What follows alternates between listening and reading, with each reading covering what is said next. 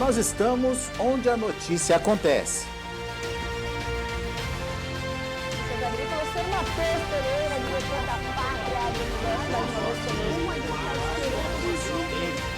Dia Agronegócio, terça-feira, 21 de setembro de 2021, 8 horas. Tudo para que você seja o porta-voz de si mesmo. E aí, pecuarista, tudo certo? O AgroBrasil inventou o registro de negócios para resolver um problema seu. Lembra quando as cotações da arroba eram distantes da realidade, você ficava perdido, sem saber o real valor de venda? Isso é passado. Com o AgroBrasil, todos registram seus negócios e você tem o valor verdadeiro da arroba em sua região e na hora. Registre agora e participe da formação do preço. Baixe o aplicativo e vem fazer parte da família AgroBrasil comigo. Negociou, registrou.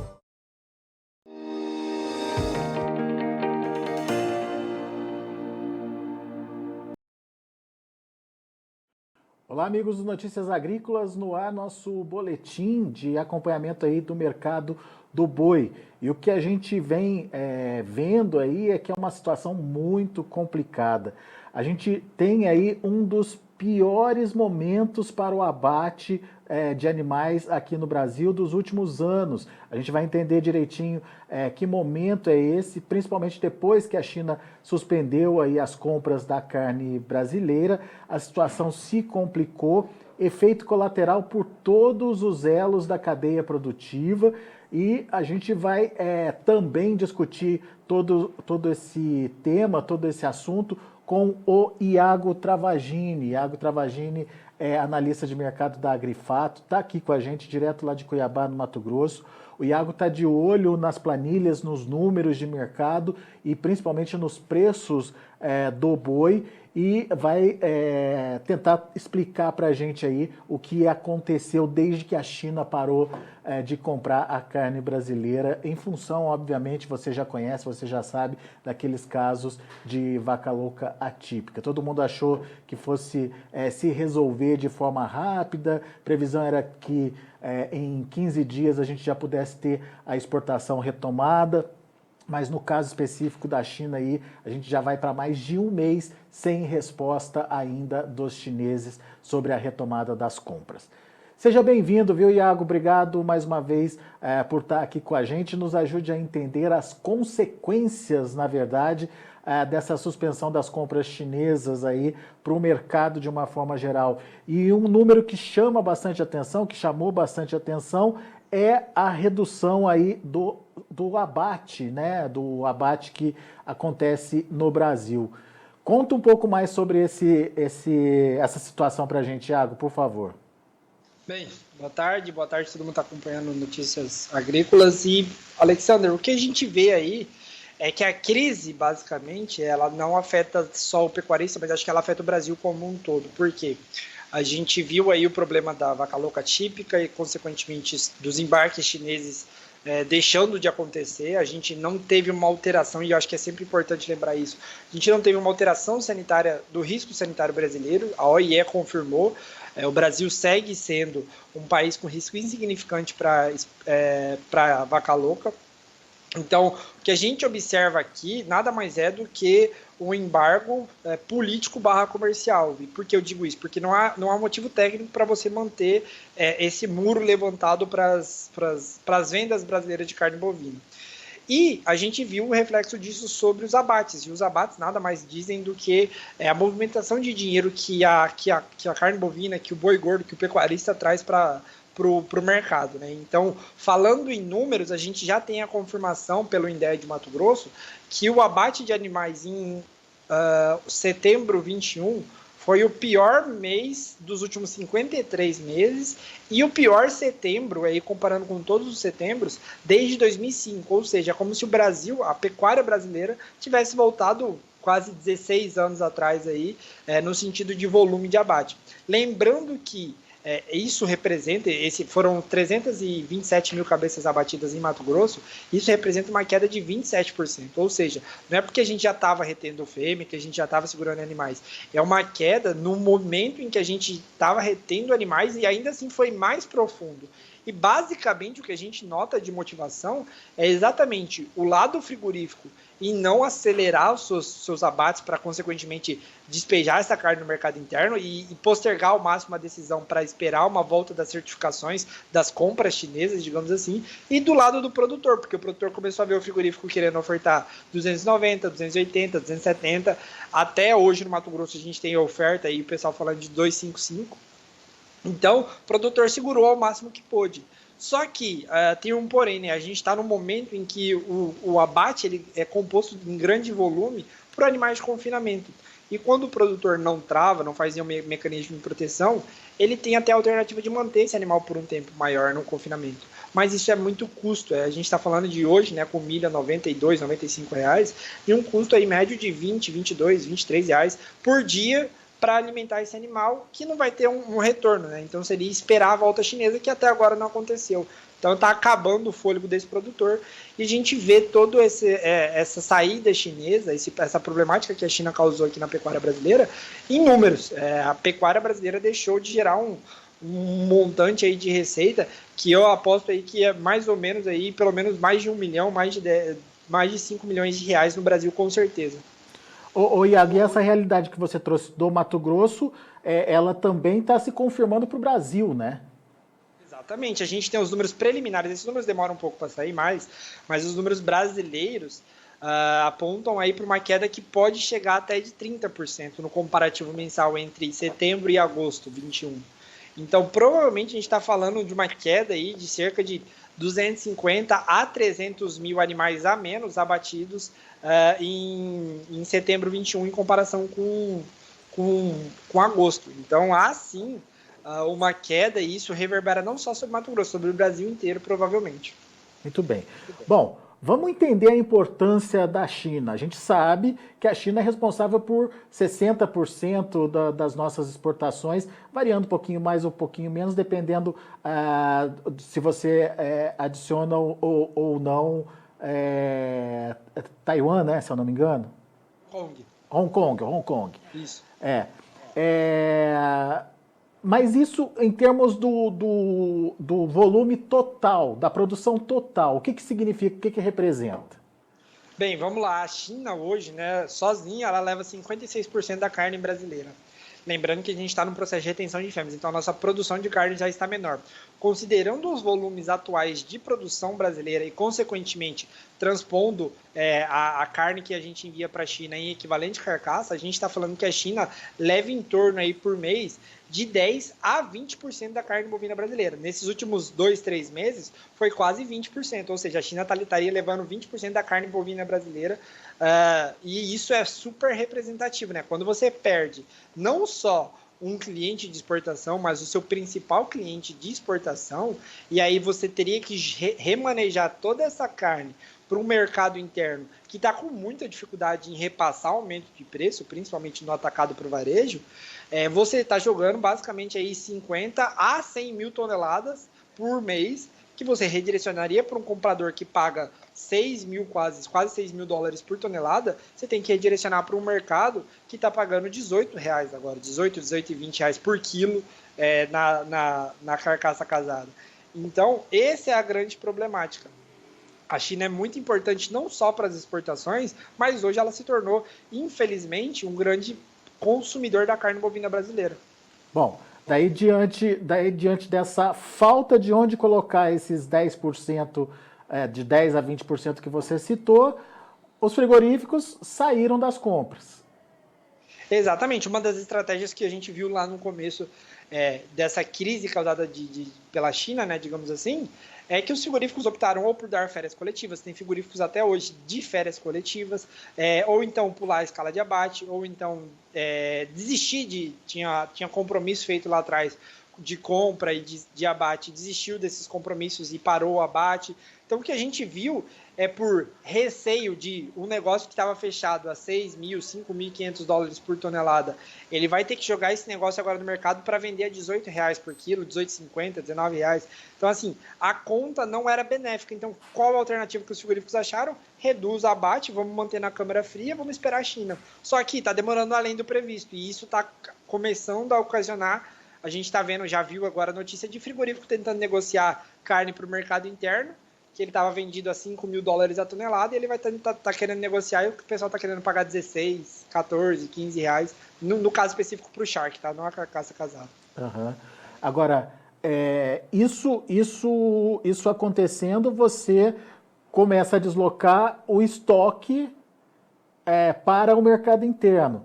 Ou você está abatendo animais mais baratos já e esse animal justifica essa conta, Iago? Bem, o que a gente vê é que agora assim, o cerco está apertando. A gente tem que ter uma resolução nessas próximas 2 semanas para a gente não ver, digamos assim, o frigorífico voltando e tendo que comprar, e aí consequentemente ele vai querer pagar mais barato para esses animais, e a gente já está vendo isso traduzido no preço físico em São Paulo, do frigorífico querer comprar mais barato para atender o mercado interno, que já não aguentou aqueles 19, a gente estava falando em 19 até o começo dessa crise, né? E hoje já é 18,10, a gente falava em 19,50, hoje já é 18,10. Então, a alternativa, se a China não voltar, ele volta para o mercado, volta a bater, só que ele vai querer pagar muito mais barato, né? Que é o que a gente já está vendo acontecer. O produtor que está com a corda no pescoço está acabando aceitando negociar nesses valores atuais de 280, 275, 270 reais. Então a corda está muito aí apertando muito o pescoço do produtor nesse momento, que na minha opinião hoje é o principal lesado por tudo isso. Porque além de ter que aceitar essa pressão dos frigoríficos, se ele resolver deixar o animal no confinamento, ele vai aumentar o prejuízo, né? Exatamente. Assim, uma das alternativas que foi encontrada lá atrás foi, calma, vamos dar uma segurada. Da última vez demorou só 13 dias. Se fosse essa perspectiva, ótimo, né? Ele manteria o animal 13 dias ali e o preço voltaria dos 280, 270 para os 300 reais. Só que a gente já vai para 35 dias, a China não voltou, e a gente olha para o mercado aí e vê o confinamento, o cara está gastando 25 reais por dia. Cada semana a gente estaria falando de 150 reais, basicamente, né? Quase 200 reais por animal. E isso basicamente come todo o lucro dele. Então já não tem mais alternativa. Hoje o que a gente está vendo muito pecuarista que tem confinamento está tendo que realizar prejuízo. Quem fez a proteção está um pouco mais tranquilo nesse momento. Exatamente. Quem optou por um termo lá atrás, ou então operou futuros, né, vendeu futuros quando o preço estava 330, 340, ou então optou por uma opção, né, digamos assim, para vender, comprar uma put para você garantir o mínimo, esse pessoal está mais tranquilo. Ainda assim, como a gente já ressaltou diversas vezes, tem um grande problema nesse cenário tão conturbado, é que em algumas localidades está difícil você encontrar escala de abate. Então o produtor não estava conseguindo abater seu animal porque o frigorífico não estava operando. Então essa é uma outra problemática. Mas para quem desculpa, pode complementar, desculpa. Para quem travou o animal, a situação é muito mais favorável, digamos assim. Porque tecnicamente ele vai conseguir aquele preço que ele tinha, né, como referência para os negócios dele. No entanto, ele está gastando mais também, né, Iago? Ele está consumindo aí a parte da margem dele com mais dias no confinamento, né? Exato. Quem não mandou o animal na data prevista, né, digamos assim, ele teve que esperou mais uma semana ou uma semana e meia. Se ele não travou, né, ele teria que esperar. Então ele obviamente está consumindo a margem dele, sim, ele está perdendo 20, 25 reais a cada dia, e isso significa que num intervalo de 10 dias ele já começa a tomar prejuízo. E quem não se protegeu? Qual que é o cenário de quem não se protegeu hoje? Já dá para falar que esse pessoal está com prejuízo? Está realizando prejuízo? Sim. Quem esperou, vamos supor, 10 dias em um confinamento, com uma média de diária de 20 reais por dia, esse cara já tomou 200 reais aí, pensando que ele esperou 10 dias, vamos supor aí, né? Então ele já tomou 200 reais de custo a mais. E nesse período de tempo, a arroba saiu dos 305 para 290.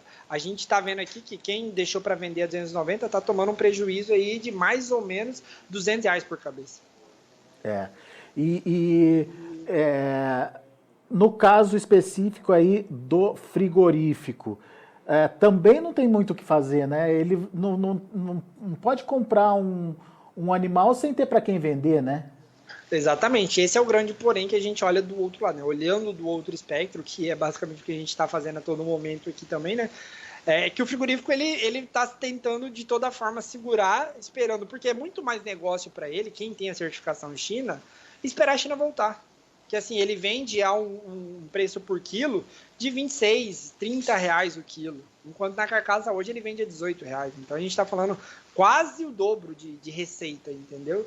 Então, para que você vai acelerar se você estaria perdendo metade da sua receita para vender no mercado interno? Só que o tempo, exatamente, o fôlego está terminando, né? Exatamente, o tempo está correndo. Então, ele traduz isso em preço. Então, por isso que a gente está vendo a oferta balcão de 260, 250, 270. Só que, na minha opinião, a gente está entrando numa área em que eu diria que, digamos assim, já está dentro de uma especulação no físico. Por quê? Porque esse 270, 260 em São Paulo, se está tendo negócio nesses valores, né, a gente já viu alguns negócios de 270, já remunera bem, digamos assim, já dá margem para o frigorífico operar mercado interno. Então, o que a gente está vendo agora é forçando a corda mesmo para o lado pecuarista. Né? A partir desse valor, assim, porque a partir de 275, 270, mesmo quando você vende uma carcaça 18,10, você consegue ter margem no mercado interno. Bom, enfim, é uma situação, né, que vai do momento também, né, Iago? Porque do outro lado o pecuarista também não pode ficar segurando mais o animal, né? Ou por causa do aumento do custo, ou por causa da perda de eficiência, né? Exatamente. Então, é uma corda que amarrou muito bem, assim, o pecuarista deixou ele de mãos atadas, eu diria, né? Que ele está sofrendo muito nesse momento justamente por conta de toda essa problemática para quem não travou preço, para quem não travou escala, enfim, toda essa problemática aí.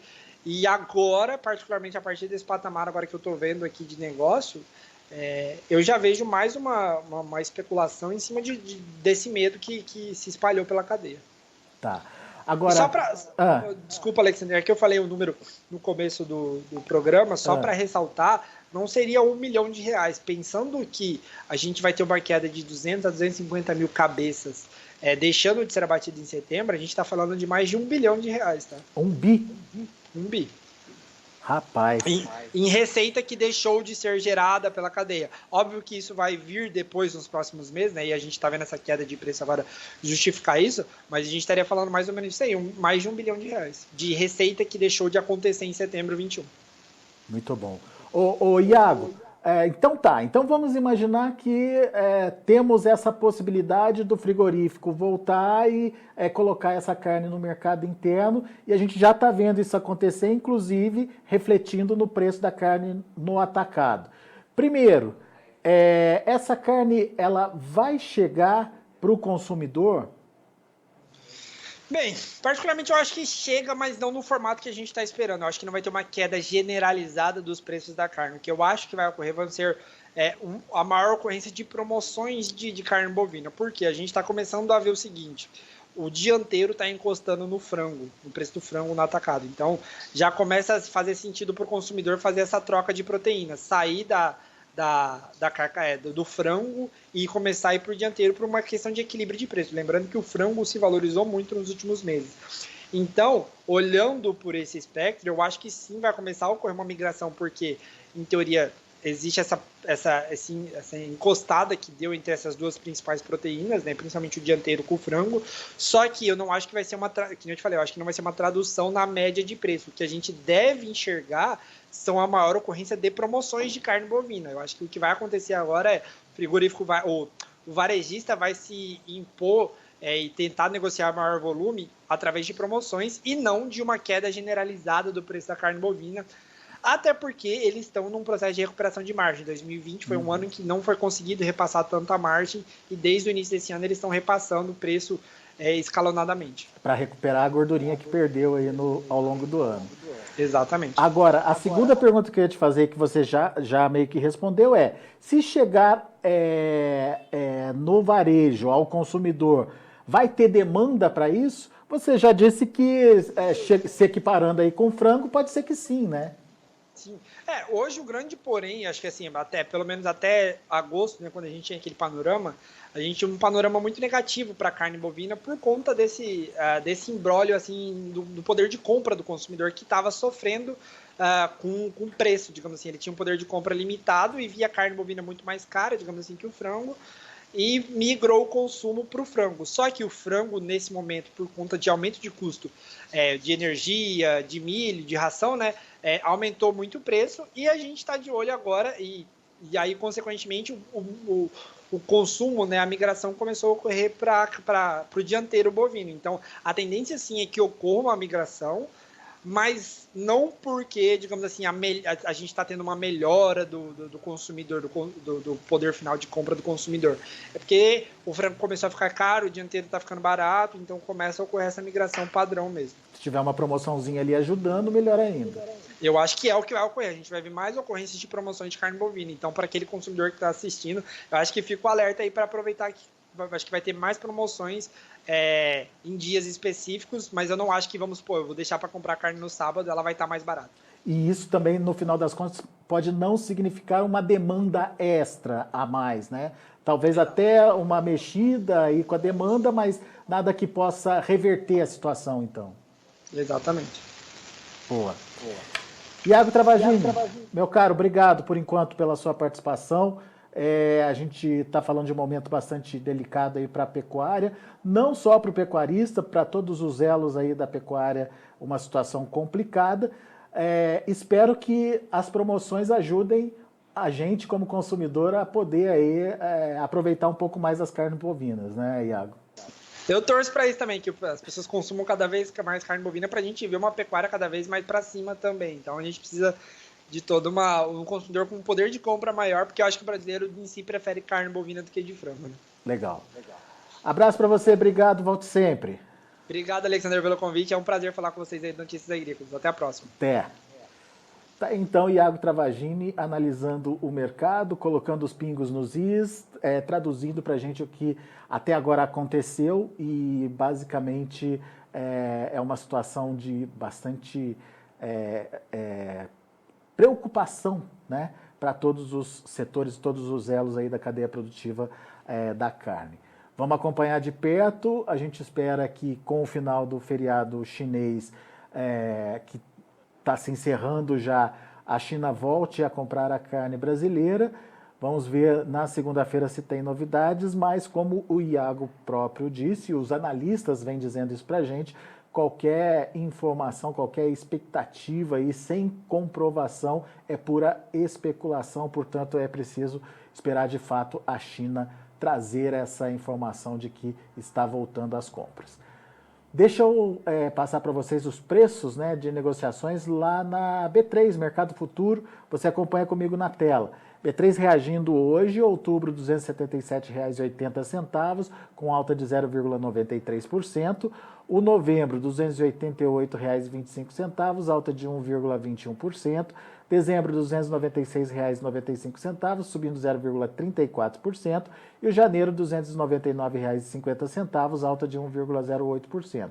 Indicador CPEA ontem subiu 0,64%, acabou ficando aí em R$ 282,70. Mas o Iago lembrou aí que tem negócios em São Paulo já na casa dos R$ 270 ocorrendo por aqui. Bom, a gente vai ficando por aqui, agradeço muito a sua atenção, a sua audiência. Na sequência tem João Batista Olive com Tempo e Dinheiro. Continue com a gente. Se inscreva em nossas mídias sociais. No Facebook, Notícias Agrícolas. No Instagram, @Notícias Agrícolas. E em nosso Twitter, @Norteagri. E para não perder nenhum vídeo, não se esqueça de nos acompanhar no YouTube e na Twitch, Notícias Agrícolas Oficial.